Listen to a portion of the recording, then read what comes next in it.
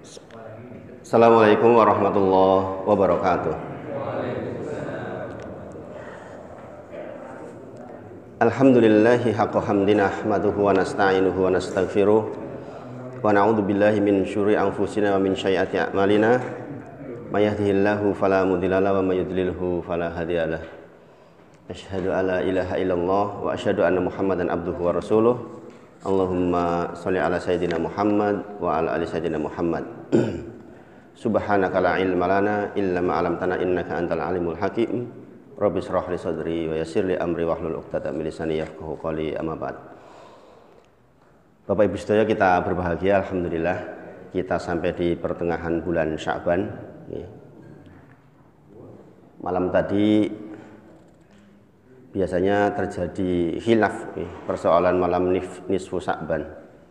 Intinya itu malam yang baik di antara malam-malam yang ada di bulan Sya'ban.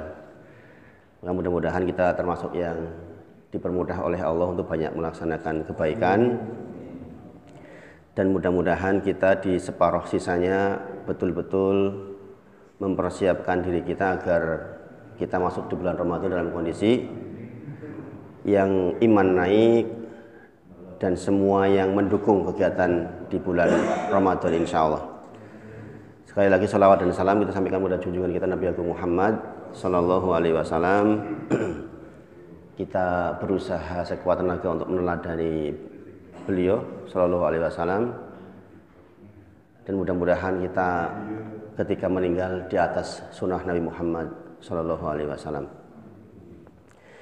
Bapak Ibu sedoyo, ini karena sudah separuh menjelang Ramadan, mungkin pagi ini saya mengingatkan untuk sebagaimana saya sampaikan di pertemuan sebelumnya ketika pembukaan kemarin, bahwa adalah kewajiban kita untuk menyambut Ramadan dengan persiapan yang baik, persiapan yang baik. Di minggu yang lalu saya membawakan apa yang ditulis oleh Ustadz Ibnu Sutopo Hafidhullah Ta'ala di kitab Fikih Praktis Ramadan. Ini sepertinya bisa dimiliki oleh panjenengan sedoyo ini. Kalau bisa diperbanyak, saya sudah minta izin untuk diperbanyak boleh, gitu. Dan kebetulan saya sudah menulis syarahnya juga. Jadi ini kitab ringkas, tetapi insya Allah sangat membantu kita untuk mendapati Ramadan dengan baik. Di sini ada sekitar 9 bab, 9 bab, mulai dari bab 1 itu menyambut Ramadan, kemudian definisi puasa dan lain sebagainya. Kemudian bab 3 itu tentang hukum seputar buka dan sahur. Kita berharap mendapatkan buka dan sahur yang syar'i dan mendapatkan kebaikan di dalamnya, karena buka dan sahur itu salah satu kunci kebaikan juga di dalam bulan Ramadan. Yang keempat itu seputar pembatal puasa dan perkara yang wajib dijauhi. Yang kelima itu perkara yang boleh dilakukan bagi orang yang berpuasa. Kemudian yang berikutnya orang yang mendapat keringanan untuk tidak berpuasa. Yang ketujuh seputar qadha, fidyah dan kafaroh. Yang kedelapan tentang seputar sholat tarawih, Kemudian yang terakhir hukum seputar iktikaf. Jadi ini kitab kecil tapi dari A sampai Z sudah dibahas, tinggal disarah dengan beberapa pendukung yang lain, insya Allah. Saya menulis syarah terkait dengan kitab ini dengan memulai dari pertanyaan seorang sahabat kepada Rasulullah terkait siapakah orang yang terbaik ya Rasulullah. Maka dalam riwayat ini itu dijawab adalah siapa yang panjang umurnya dan baik amalnya. Tentu saja kadang-kadang Rasulullah menjawab dengan jawaban yang lain. Kadang-kadang Rasulullah menjawab siapa orang terbaik, maka yang paling banyak manfaatnya buat orang lain. Khairun nas anfa'uhum linnas. Jadi kadang-kadang Rasulullah menjawab dengan seperti itu. Tapi dalam kasus ini Rasulullah menjawab dengan siapa yang panjang umurnya dan baik amalnya. Berarti ini persoalan keberkahan umur, Bapak Ibu sekalian. Keberkahan umur. Nah, Di antara kisah yang pernah saya sampaikan pula di sini, menika kisah dari Thalhah bin Ubaidillah. Thalhah bin Ubaidillah radhiyallahu anhu. Kita tahu Thalhah bin Ubaidillah itu orang yang jari-jarinya putus ketika nadai pedang yang mau mengenai Rasulullah. Beliaulah Thalhah bin Ubaidillah. Jadi jari-jarinya tuh putus. Kemudian beliau pula satu di antara 10 sahabat yang dijamin masuk surga.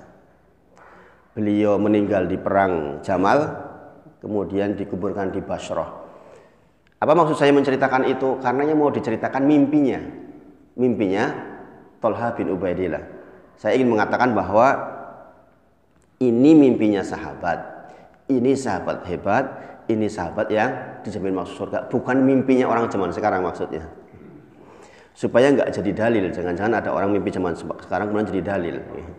Kalau zaman waktu itu mimpi dan mimpinya sahabat dan diverifikasi oleh Rasulullah Shallallahu Alaihi Wasallam. Kalau sekarang dapat amalan zikir misalnya, siapa yang memverifikasi? Kan nggak ada.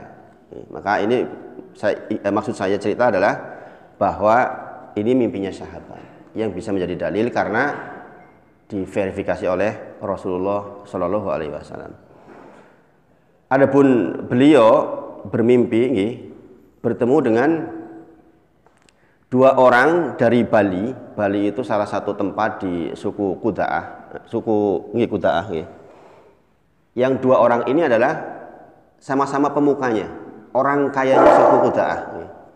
Orang kayanya suku Kudaah. Yang kebetulan 2 orang ini masuk Islamnya bersamaan. Jadi menyatakan keislamannya bersamaan. Kemudian ada panggilan perang, jihad fisabilillah. Maka kemudian dua-duanya berangkat. Yang satunya meninggal di medan perang, satunya pulang dengan kemenangan gemilang waktu itu. Satunya syahid, satunya pulang. 1 tahun berselang, kemudian meninggal pula orang yang kedua. Kemudian Thalhah bin Ubaidillah ini mimpi bertemu keduanya di pintu surga.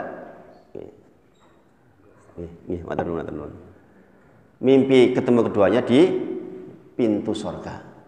Maka kemudian terdengar panggilan suara dari surga yang memanggil untuk masuk surga orang yang justru mati belakangan, yaitu orang yang tidak di medan perang.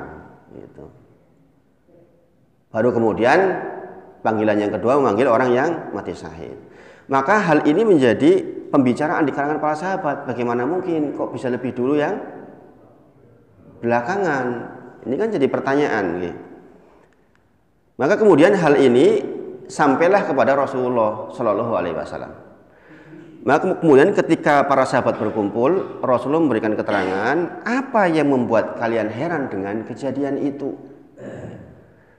Sekali lagi, apa yang membuat kalian heran terhadap kejadian itu? Bukankah temannya masih hidup setahun setelahnya? Bukankah temannya masih bertemu 1 Ramadan dibandingkan teman yang sudah meninggal? Dan di bulan Ramadan itu dia berpuasa, dia sholat, kemudian dia ini dan itu amal soleh. Iya ya Rasulullah. Tentu saja ya Rasulullah. Maka kemudian Rasulullah bersabda, fama bainahuma, adapun jarak di antara kedua orang ini penting banget Bapak Ibu. Pagi ini saya berharap ini motivasi yang baik buat kita semua. Fama bainahuma, kata Rasulullah, adapun jarak di antara kedua orang itu aba'adu mimma bainas sama'i wal ard. Adapun jarak antara keduanya jika lo ditimbang, maka jaraknya seperti bumi dan langit, Bapak Ibu sedaya. Lebih besar yang mati belakangan. Para ulama menyebut ini bukan dalil keutamaan puasa di atas jihad fisabilillah, bukan. Ini adalah dalil persoalan keberkahan panjang umur maksudnya. Maka kita berdoa Bapak Ibu sedaya. untuk saudara kita yang sudah meninggal, beliau Pak Jumirin rahimahullah ta'ala, dan semuanya. Kita banyak-banyak doa. Kita yang masih hidup ini, masih ada kesempatan beramal. Insya Allah kita mudah-mudahan sampai di bulan Ramadan. Kita sama-sama berdoa, Allahumma ahillahu alaina bil yumni wal iman wassalamati wal islam Rabbi wa rabbukallah. Kita bener-bener yarju, berharap betul sampai di bulan Ramadan. Bayangkan, 2 orang dengan kondisi seperti itu tadi yang diceritakan, bisa berjarak seperti langit dan bumi. Ini yang ngendika Rasulullah SAW, yang tidaklah beliau menyampaikan sesuatu, in huwa illa wahyu yuha, surah An-Najm. Bayangkan. Maka ini menunjukkan betapa kita tuh harus persiapan betul untuk menghadapi Ramadan. Jangan sampai lewat Ramadan kita kok nggak dapat keuntungan banyak, rugi banget. Maka di dalam kitab kecil ini disebutkan tentang ketika Rasulullah menyikapi datangnya Ramadan dengan mengatakan qad ja'akum Ramadan. Ini kan pengingat luar biasa. Sungguh telah datang Ramadan kepada kalian. Kemudian dikatakan aqtaradullah alaikum siyamah. Diperintahkan kepada kalian, diwajibkan kepada kalian untuk berpuasa di bulan itu. Nah, di akhir hadis dikatakan fihi lailatun khairum min alfi syahr. Di dalamnya ada satu malam yang lebih baik dari 1000 bulan. Sekali lagi, kalimatnya bukan sama dengan ya. Lebih baik dari 1000 bulan. Para ulama menyebut terserah Allah, mau 1001, mau 2000, mau 3000, mau 5000, terserah Allah. Pastinya lebih baik dari 1000 bulan. Kalau 1000 bulan saja 83 tahun, bagaimana lagi kalau lebih? Maka pantas jarak antara 2 orang tadi, kalaulah hanya ketemu satu saja Ramadan, selisih 83 tahun. Yang dikatakan di situ apa? Bukankah dia bertemu satu Ramadan, dan di dalam Ramadan itu dia puasa, dia qiyamul lail, dan ini dan itu amal soleh? Iya ya Rasulullah. Maka bayangkan selisih 83 tahun kalau ditimbang, bahkan dihitung dengan jihad fisabilillah pun dalam kasus ini masih menang orang kedua. Dikatakan fama bainahuma seperti langit dan bumi. Masya Allah. Nah, ini penting sekali Bapak Ibu Sedoyo untuk kita ingat-ingat. Maka Rasulullah menyampaikan di dalam hadis ini adalah man hurim, barang siapa yang terhalangi dari perbuatan baik di malam itu, maka qad hurim, dia sungguh benar-benar orang yang terhalang. Ini Bapak Ibu Sedoyo, kita yang ngaji seperti ini, mengapa kita harus tarhib, harus persiapan sebagaimana disampaikan 4 hal yang kita lakukan ini, adalah agar kita beruntung di dalamnya. Bayangkan Bapak Ibu Sedoyo, kita hitung-hitungan matematis. Ada orang rajin kayak panjenengan selama di luar bulan Ramadan, rajin ke masjid, rajin ngaji, rajin sholat, mungkin sedekah juga insya Allah. Tiba-tiba na'udzubillah terhalangi di bulan Ramadan karena satu dan lain hal. Sementara ada orang yang mungkin tidak begitu rajin selama 11 bulan, tiba-tiba di bulan Ramadan start sejak tanggal 1 sudah punya target-target dan dia mendapatkan Ramadan dengan sempurna. Kita kalah yang 1 bulan Bapak Ibu Sedoyo, yang 11 bulan. Bayangin. Maka kita benar-benar harus menyambut Ramadan itu dengan persiapan yang utuh, sehingga kita mendapatkan keuntungan yang baik. Maka di sini dikatakan, Rasulullah menyampaikan, Ibnu Abbas menyampaikan di sikap yang keempat ketika menyambut Ramadan adalah Rasulullah SAW ajwa dan nas bil khair. Adalah Nabi Muhammad SAW adalah orang yang ajwa dan nas. Ajwa dan nas bil khair itu maksudnya orang yang terdepan di dalam kebaikan di luar Ramadan. Yang 11 bulan Rasulullah sudah disifati ajwa dan nas bil khair, orang yang dulu-duluan, orang yang cepat-cepatan, orang yang paling bersemangat, orang yang sangat dermawan di luar bulan Ramadan. Ini Ibnu Abbas yang menyampaikan. Kemudian wakana ajwat mayakunu fi Ramadan, dan Rasulullah menjadi lebih dermawan lagi, lebih bersemangat lagi ketika di bulan Ramadan. Ini menunjukkan bagi panjenengan yang sudah ngaji nih, katakanlah jenengan tersebutlah sebagai ajwa dan nas selama 11 bulan. Sudah rajin ngaji, sudah rajin subuh di masjid, sudah ini dan itulah.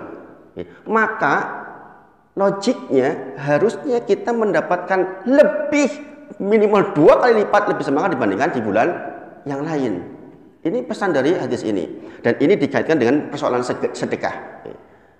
Ajwa dan nasbil khair di sini ditekankan masalah sedekah ini.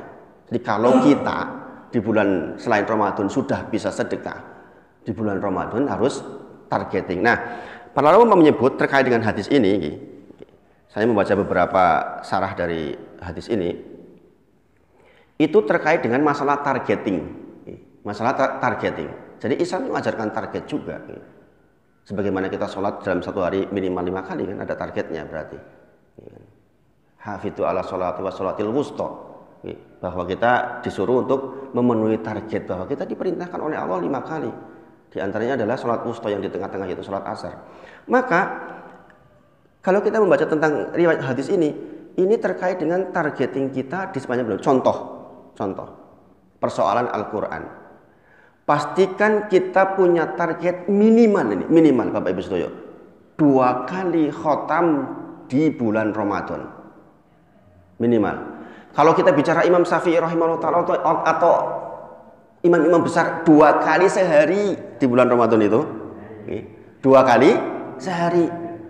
Bu jenengan bertanya-tanya, apa yo iso to? 2 kali sehari bisa Bapak Ibu Sedoyo. Jenengan lihat di YouTube sekarang, bacaan tartil 7 jam. Itu ada itu. Bacaannya bagus, jelas, cetok, cepet tapi cetok, tartil, tajwidnya memenuhi. Namanya siapa saya lupa. Jangan lihat aja di YouTube, 7 jam bacaan khotam Quran. Itu bacaannya bagus Bapak Ibu Sedoyo. Kalau 7 jam berarti kalau Imam Syafi'i dulu 2 kali dalam sehari ya pantas. 7 kali 2 cuma 14 jam. Masih ada sisa 10 jam waktu yang lain. Bapak Ibu Sedoyo. Kita tahu Imam Syafi'i kalau baca di sini berjalan tafsirnya kan, sehingga beliau baca itu ya benar-benar menikmati. Kita nggak usahlah sejauh itu. Kita 2 kali saja dalam 1 bulan. 2 kali dalam 1 bulan. Berarti kan dipastikan ada malam di mana malam kita baca Al-Quran.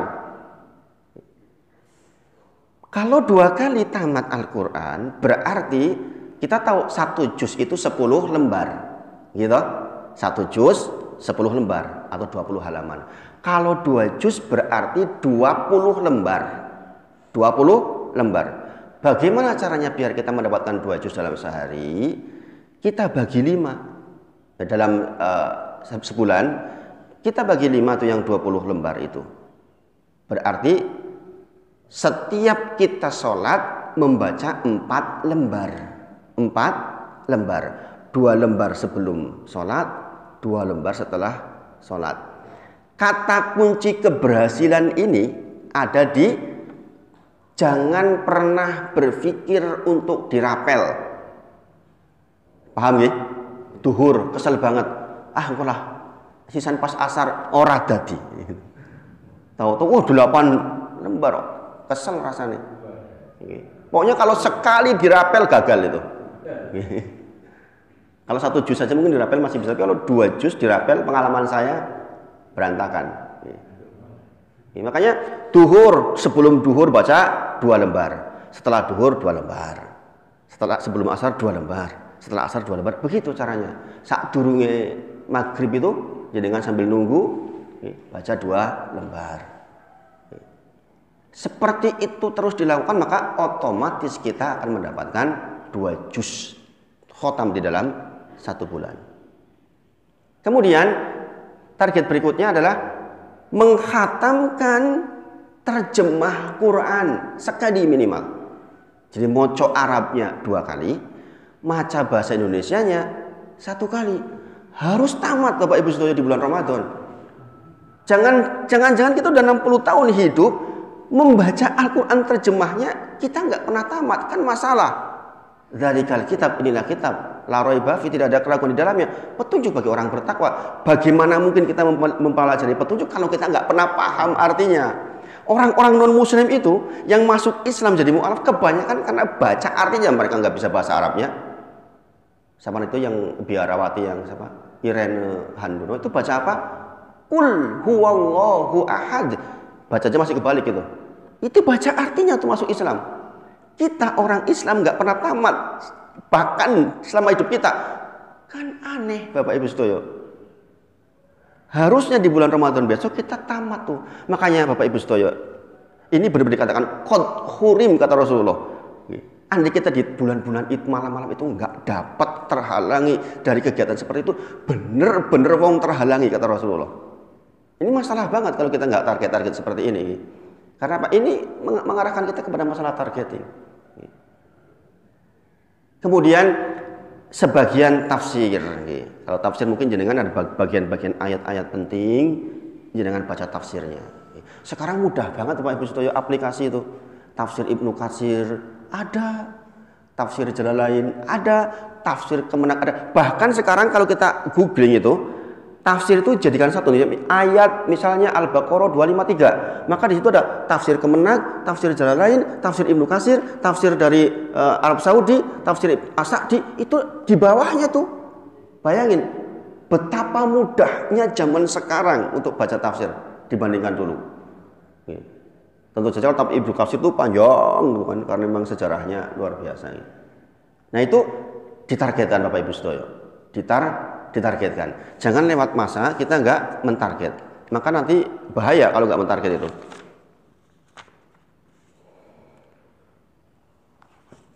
Itu terkait dengan Al-Quran nih. Kemudian target masalah sikap ini penting banget ini Bapak Ibu Sedoyo. Ini penting banget ini. Ini kalau jenengan perhatikan, insya Allah jenengan beruntung di bulan Ramadan besok ya. Yaitu jenengan berjanjilah sama Allah. Kalau udah janji sama Allah kan nggak macam-macam. Berjanji untuk tidak membuka YouTube kecuali hanya untuk ngaji. Sekali lagi ini penting, ini kelihatannya ringan, tapi jenengan kalau mau prakteknya hebat banget ini. Tidak membuka media sosial kecuali hanya untuk ngaji. Tahan-tahan tuh sepanjang bulan Ramadan. Nggak usah lihat berita politik, nggak usah lihat Teddy Minahasa yang lagi rame, nggak usah lihat siapa itu Mario Dandi dan sebagainya.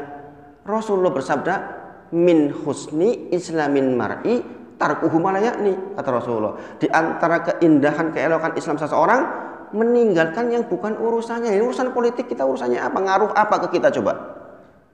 Kalaupun kita tahu seluruhnya itu dari A sampai Z, sidangnya mereka-mereka itu, lantas untuk kita apa manfaatnya? Semua informasi masuk tuh, di mana-mana kejadian masuk ke otak kita, subhanallah. Sementara Al-Quran ketinggalan. Maka kita membuat janji itu kepada Allah sepanjang Ramadan tidak rasanya membuka medsos kecuali hanya untuk ngaji. Ini target penting Bapak Ibu Sedoyo. Masalah manajemen waktu, ini penting banget nih. Jangan sampai tiba-tiba keluar Ramadan, lah, urung tamat 30 juz. Lewat Ramadan, terjemah Quran nggak terbaca. Nah, ini masalah banget ini. Karena terambil hal seperti itu. 5 menit, 10 menit itu habis sudah Bapak Ibu waktu itu. Makanya saya itu punya komitmen dengan istri di rumah. Kalau saya sudah mulai menyerempet bukanya nggak manfaat, istri saya langsung ngomong, alarm. Ayah 10 menit eman-eman begitu. Ini namanya manusia kadang-kadang lihat badminton gitu. Ayo 30 menit hilang. Kayak gitu. Dan ini penting. Ditahan, pokoknya selama 1 bulan kita komitmen sama Allah. Kita mau begitu. Bayangkan Bapak Ibu Sedoyo, kalau jenengan lihat-lihat medsos, lihat berita aja lah, lihat berita TV One atau Metro TV. Bukankah melihat orang nggak pakai jilbab itu dosa? Sepakat? Dosa kan gitu? Dosa Bapak Ibu Sedoyo. Jenengan melihat penyiar yang nggak pakai jilbab, jenengan melotot, kelihatin itu tuh dosa. Untung-untungnya kita banyak istighfar, kalau tidak. Maka Bapak Ibu Sedoyo, ini kita harus target sepanjang bulan Ramadan kita berjanji untuk melakukan yang sedemikian.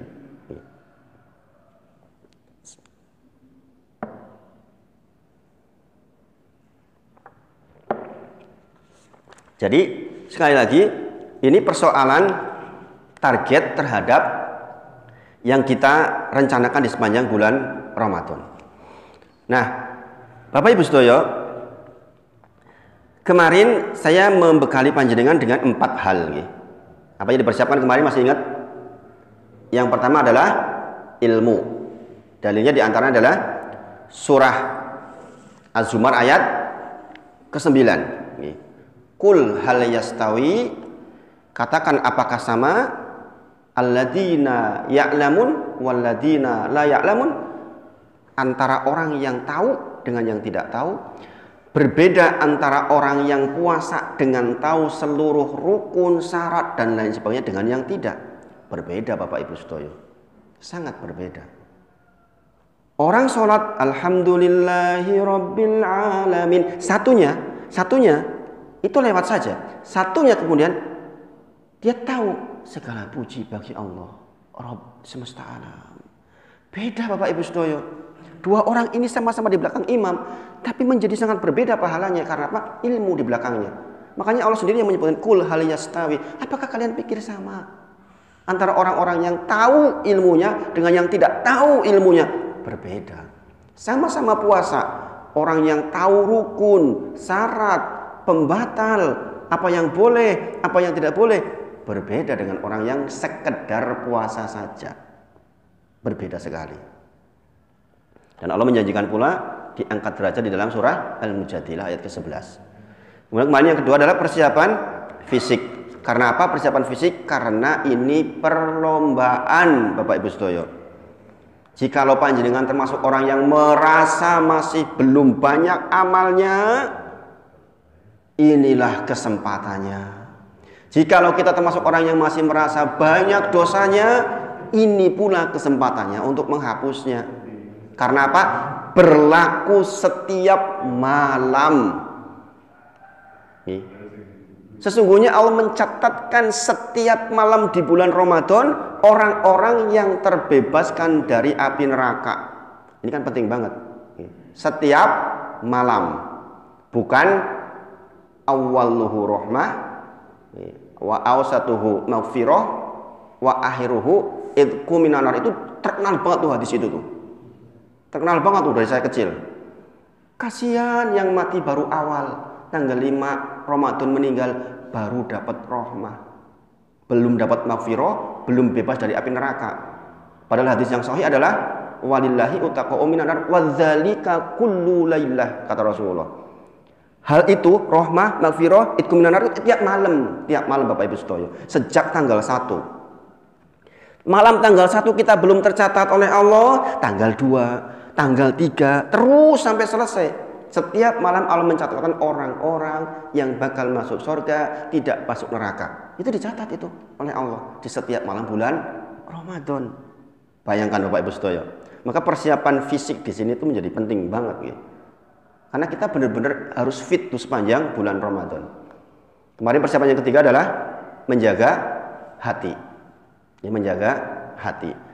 Kita tahu Rasulullah bersabda, ya, ruba so'imin laisa lahu min siyamihi illa ju'u wal atas. Banyak orang-orang yang puasa nggak dapat apa-apa dari puasanya illa ju'u wal atas, kecuali lapar dan dahaga. Kenapa? Soal hati itu, soal sikap hati kita itu, soal sikap hati kita. Sama puasa, kelihatannya puasa, tapi hatinya, sikapnya, perbuatannya bisa sangat berbeda hasilnya. Bahkan Rasulullah juga menyebut ruba qaimin laisa lahu min qiyamihi, banyak orang yang qiyam salat malam, berdiri salat malam, tidak dapat apa-apa dari salat malamnya kecuali letih saja. Subhanallah. Ini apa? Persoalan mengendalikan hati kita. Hati di sini maksudnya adalah jantung, ya, bukan hati liver maksudnya. Kemudian yang keempat kemarin adalah menyiapkan dana sedekah sebagaimana diterangkan. Maka sejak sekarang jenengan, saya punya tabungan berapa toh yang untuk Ramadan. Oh, gaspol ini Ramadan ini. Jangan sampai kalah sama orang yang 11 bulan biasa-biasa saja, jebul deh gaspol di bulan Ramadan. Yang jarang ke masjid tiba-tiba dia siapkan sedekah 6 juta 200 ribu per hari, sementara kita yang rajin kok menyiapkan cuma 300 ribu. Rugi dibandingkan orang yang seperti itu. Subhanallah Bapak Ibu Sedoyo. Maka siapkan betul, gaspol betul bulan itu sebagaimana ajaran Rasulullah, memang digaspol untuk sedekah di bulan Ramadan. Persiapkan betul dan pastikan secara teknis dengan setiap hari itu ada. Setiap hari harus ada dana sedekah. Katakanlah dengan 3 juta satu bulan targetnya, 3 juta. Sekarang punya uang 3 juta, ya Allah, saya niatkan ini untuk bulan Ramadan. 50 ribu siang, 50 ribu malam, 50 ribu siang, 50 ribu malam, kan begitu. setiap hari. Berarti sehari 100.000. Berarti 30 hari plus minus 3 juta. Kalau kita melakukan itu berarti, Bapak Ibu Sedoyo, berarti pasti ada satu malam yang malam itu ternilai 83 tahun dalam keadaan kita sedang sedekah 50.000. Berarti 50.000 semalam kali 83 tahun minimal. Bayangkan berapa pahala yang kita peroleh. Itulah mengapa tadi Tolha bin Ubaidillah menyampaikan kisah yang sedemikian. Karena apa? Karena pernyataan Rasulullah, bukankah dia puasa di bulan itu, bukankah dia sholat di bulan itu, dan ini dan itu terhadap amal soleh. Iya ya Rasulullah, ini yang kita lakukan. Kalau kita pisah seperti itu nanti enak, jadinya pasti ada satu malam di mana kita dalam kondisi sedekah. Kerugian yang sangat besar datang malam Qadar dalam kondisi nggak sedekah, itu rugi banget. Ruginya pol-polan. Banyak kemarin di salah satu perkampungan, saya ngisi di perkampungan itu, Ustaz, Pak, di masjid itu kotak infaknya cuma malam hari toh ketika tarweh. Gimana saya infaknya? Masya Allah. Saya paling punya uang sehari hanya 5.000 dan 5.000, Ustaz. Bayangin, ini orang semangat banget. Orang jualan keliling. Saya menyiapkan 300.000, Ustaz, untuk 1 bulan. Gimana caranya? Kan di sana hanya malam tok infaknya tuh. Dia pikir infak itu harus di kotak infak maksudnya. Kita bisa lakukan dengan apa saja, apalagi kalau terkategorikan sedekahnya yang nolongin orang susah tuh, Masya Allah, lipat-lipat itu pahalanya. Maka sekali lagi kita mesti target betul. Kemudian ilmu apa yang harus kita bekalkan di bulan Ramadan? Sebenarnya yang saya sebutkan di kitab ini sudah cukup ini. Jadi pastikan kita sudah menguasai ilmu-ilmu tuh sepanjang bulan Ramadan. Di antaranya adalah ilmu mengenali Ramadan itu sendiri. Bulan Ramadan ki bulan nopo toh? Ini penting banget Bapak Ibu Sedoyo. Jadi ilmu pertama yang harus kita ingat adalah keutamaan. Persoalan keutamaan Ramadan. Bapak Ibu Sedoyo, saya mengingatkan kenapa tadi saya menyampaikan tentang masalah terjemah Quran. Ini terkait dengan satu hal yang sangat prinsipil, Bapak Ibu Sedoyo. Jadi baca Arabnya iya, baca terjemahnya iya. Adakah di ruangan ini yang sudah tamat terjemah Quran, Bapak Ibu Sedoyo? Ada yang sudah tamat 2 kali, sekali aja minimal selama hidup. Ada? Cung. Ada yang sudah pernah tamat terjemah Quran bahasa Indonesia? Sekali aja, ada? Belum. Besok harus itu. Besok harus tamat, jangan nggak tamat. Jadi nanti punya hujah di sisi Allah. Ya Allah, saya dulu di dunia pernah menyelesaikan kitabmu dalam bahasaku 1 kali minimal. Kenapa Bapak Ibu Sedoyo? Ibnul Qayyim menyampaikan persoalan Iqra'ul Quran ayatihi, barang siapa yang membaca Quran 1 ayat. Kemudian dikatakan bitafakur wa tafahum, dengan tafakur, dengan tadabur, dengan tafahum, dengan pemahaman, khairun, dia lebih baik dibandingkan orang yang khotmah, membaca Al-Quran seluruhnya tanpa tadabur. Maka saya bilang 2 kali Arabnya, sekali terjemahnya. Kita pernah menyelesaikan, Bapak Ibu Sedoyo. Kita lihat orang Khawarij, Bapak Ibu Sedoyo, orang yang banyak mati sangit itu, bukan mati syahid ya, mati sangit. Itu orang-orang Khawarij, orang yang disifati hafal Quran loh, sebagian mereka. Bayangin, tapi dia baca Quran hanya tidak lewat tenggorokan. Maksud tidak lewat tenggorokan, para ulama menyebut tidak sampai ke hati maksudnya. Dibaca Al-Quran tidak merubah akhlaknya. Moco Quran ini masih petitingan, jadi wong petitingan ke tengah-tengah masyarakat. Itu masalah itu. Jadi dia baca Quran dalam bahasa hatinya tidak lewat ke tenggorokan. Maksudnya tidak sampai ke hati, maksudnya para ulama menyebut. Itu adalah cirinya orang Khawarij. Bayangkan Pak. Orang Khawarij itu namanya Dzulquwaisirah itu. Rasulullah setelah perang apa itu dulu itu perang, salah satu perang kemudian dapat ghanimah banyak. Rasulullah bagi itu ghanimah. Pada kasus perang itu ghanimah dibagi dengan tidak cara yang lazim. Justru orang-orang yang sudah lama berjuang bersama Rasulullah itu nggak dikasih sama sekali. Kemudian yang dikasih yang para mu'alaf, orang-orang yang baru masuk Islam. Maka kemudian Dzulquwaisirah itu mengatakan, "I'dil ya Muhammad." Bayangin ini, ada orang berani mengatakan, berbuat adillah engkau wahai Muhammad. Rasulullah jawab, celakalah engkau. Kalau bukan saya yang adil, siapa yang adil? Ini perintah Allah. Tidaklah Rasulullah menyampaikan kecuali wahyu. Maka kemudian Rasulullah menyampaikan, nanti dari umatku akan ada orang yang seperti itu. Seperti Dzulquwaisirah itu.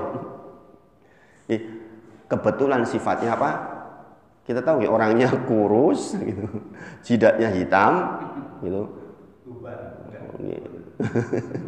Jadi kalau zaman sekarang ada orang celananya congklang, jidatnya hitam, orangnya kurus, oh itu Dzulquwaisirah. Enggak begitu. Ini mencirikan sifat pada waktu itu saja, bukan fisiknya maksudnya. Tapi sifat orang itu adalah orang yang sama Rasulullah saja, idil ya Rasulullah. Mengatakan, berbuat adil ya Rasulullah. Bayangin. Itu orang yang baca Quran nggak sampai di sini loh. Perintahnya kepada Rasulullah itu kita bagaimana? Cintanya kita kepada Rasulullah itu melebihi cinta pada diri sendiri loh. Bayangin Bapak Ibu Saudara. Umar bin Khattab radhiyallahu anhu mengatakan, ya Rasulullah, sungguh hari ini aku mencintai diriku dan engkau adalah orang pertama yang lebih aku cintai setelah diriku. Kata Rasulullah, belum ya Umar, belum. Kemudian Umar mengatakan, hari ini engkau lebih aku cintai bahkan dengan diriku sendiri. Itu baru betul Umar. Lah kok ini ada orang mengatakan i'dil ya Rasulullah. Ini orang lewat batas luar biasa. Inilah bekal atau nubuah dari Rasulullah bahwa akan ada orang seperti itu, orang Khawarij. Biasanya mereka nggak punya ulama, anak muda yang luar biasa kalau menghukumi. Subhanallah. Abdurrahman bin Mujam yang nusuk Ali bin Abi Thalib juga orang seperti itu, sama. Orang seperti Dzulquwaisirah itu. Bayangkan, dia membunuh Ali itu dengan dalil, Bapak Ibu Saudara. Ini makanya saya bilang, tolong baca Quran dengan pemahaman. Minimal baca dulu artinya, kemudian pemahaman. Kenapa? Bayangin, dia itu membunuh, saya baca kisahnya itu membunuh Ali bin Abi Thalib itu dengan Al-Maidah 44 dalilnya. Surah Al-Maidah ayat ke-44. Ihmanika wa man lam yahkum, barang siapa yang tidak berhukum bima anzalallah, terhadap dari hukum yang Allah turunkan kepadanya, maka faula ikahumul kafirun, maka dia adalah orang kafir. Ali radhiyallahu anhu ada soal diselesaikan dengan musyawarah. Nek menurut wong Khawarij zaman saiki kafir kabeh. Musyawarah itu dianggap kafir. Bayangin, atas dasar itu kemudian Ali bin Abi Thalib ditusuk, dibunuh. Nah ini saya katakan, maka kita kaum muslimin tolong di bulan Ramadan besok itu selesai itu yang namanya pemahaman atas apa yang kita baca. Jangan Al-Fatihah saja kita belum hafal artinya. Ini masalah besar kan, Bapak Ibu Saudara. Maka kita pagi ini, ayo kita bersemangat. Ini sudah dekat, sudah pertengahan bulan Sya'ban, tinggal waktu yang sedikit, kita gunakan untuk mengilmui. Bapak Ibu Saudara, di antara ilmu yang penting adalah kita memahami puasa itu sendiri. Di antaranya adalah ingat, ini bulan perlombaan, pahala di bulan puasa dilipat gandakan. Ingat ini, pahala di bulan puasa dilipat gandakan. Maka motivasinya yang tadinya sedekah, ini sedekah. Yang tadinya semangat gitu. Kayak kata Ajwadanas kan begitu. Inna umrotan fi Ramadan takdi hajatan au hajatan ma'i. Kata Rasulullah, umroh di bulan Ramadan seperti haji bareng saya, kata Rasulullah. Zatnya sama-sama umroh. Gini apa nggih? Tempatnya sama, tetapi diikatkan dengan bulan Ramadan jadi seperti haji bersama Rasulullah Shallallahu Alaihi Wasallam. Artinya ada hal-hal yang secara kuantitas dan kualitas, sekali lagi, pahala di bulan puasa itu secara kuantitas jumlah juga iya, lebih banyak, secara kualitas juga iya. Podo-podo umroh, kegiatan sama, kenapa kualitasnya menjadi senilai haji bersama Rasulullah? Bayangkan Bapak Ibu Saudara. Ini hadis pendek ini aja udah cukup buat kita untuk memotivasi. Sedemikian harus kita persiapkan Ramadan dengan ilmu yang baik. Kemudian puasa miliknya Allah. Ini kan populer banget. Dikatakan kulu amal ibni Adam lahu. Semua amal ibnu Adam lahu, untuknya. Illa syiyam, kecuali puasa. Fa innahu li, kata Rasulullah. Kata Allah, fa innahu li. Sesungguhnya puasa itu milikku. wa ana ajzi bihi, dan saya sendiri yang akan kasih pahalanya. Para ulama menyebut, kenapa kok fa innahu li? Kenapa?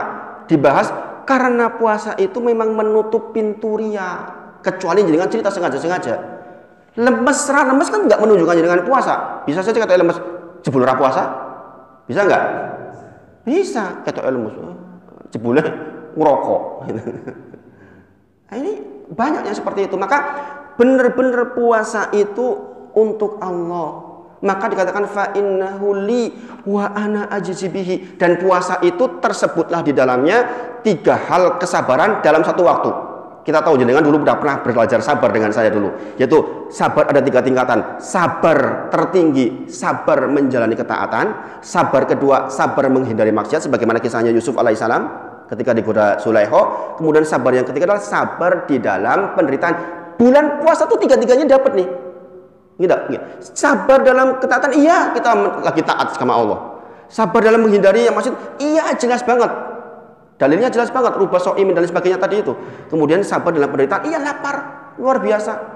Menahan syahwat luar biasa. Maka kita ingat di dalam surah Az-Zumar ayat 10, innama yuwaffas sabiruna ajruhum bighairi hisab. Bahwa Allah itu akan memberikan pahala sabar bighairi hisab. Rauno timbangane, mizan tuh nggak nimbang pahala sabar. Wa ana ajzi bihi, Allah sendiri akan kasih, terserah Allah mau dikasih berapa. Masya Allah Bapak Ibu sedaya. Dengan ini baru tahu 2 keutamaan ini saja. Alangkah ruginya kita masuk Ramadan tanpa persiapan yang maksimal, Bapak Ibu sedaya. Maka sekali lagi, qad duhurim dalam hadis tadi menunjukkan ayo kita buat target. Jangan lewat tanggal 30 jebul urung rampung target-targetnya, ruginya luar biasa. Nah mungkin itu yang disampaikan pagi ini. Mohon maaf jika adalah hal-hal yang kurang pas di hati. Mudah-mudahan ini menjadi motivasi buat kita semua di sisa waktu yang 14 hari untuk persiapan Ramadan kita. Kita tutup dengan kafaratul majlis. Subhanakallahumma wa bihamdika asyhadu an la ilaha illa anta astaghfiruka wa atubu ilaik. Wa akhiru da'wana alhamdulillahirabbil alamin. Assalamualaikum warahmatullahi wabarakatuh.